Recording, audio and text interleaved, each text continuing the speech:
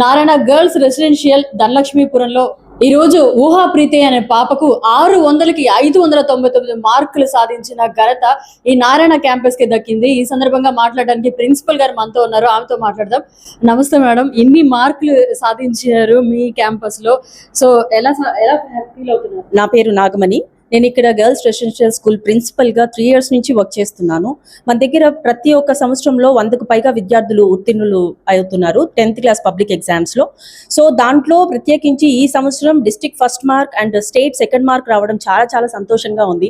దీనికి మా teachers hard work as well as team work and my supporters support is always behind of myself, so I feel very proudful for this movement. పిల్లలకి మీరు ఎలా support ఇచ్చేవాళ్ళు?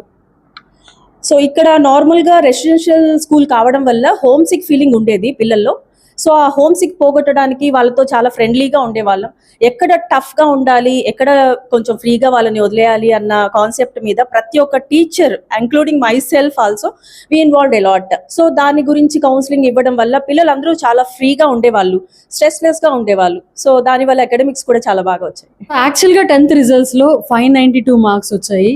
So ఈ reverification లో 7 marks increase అయ్యాయి. So మీరు almost top వచ్చేసారు. So ఈ రోజు ఎలా ఫీల్ అయ్యారు? ఫస్ట్ నుంచి మేము ఆ పాపతో పాటు ఇంకా 2-3 ఎక్స్పెక్ట్ చేసామండి. సో దానివల్ల పాప యొక్క కాన్ఫిడెన్స్ చూసాము, టీచర్ కాన్ఫిడెన్స్ చూసాము. సో దానివల్ల మనం రీవెరిఫికేషన్కి వెళ్తే మాకు ఖచ్చితంగా మార్క్స్ పెరుగుతాయన్న నమ్మకం ఉంది. సో దానివల్ల మేము అలా వెళ్ళి మార్క్స్ సాధించడం జరిగింది. This is very very memorable in my life.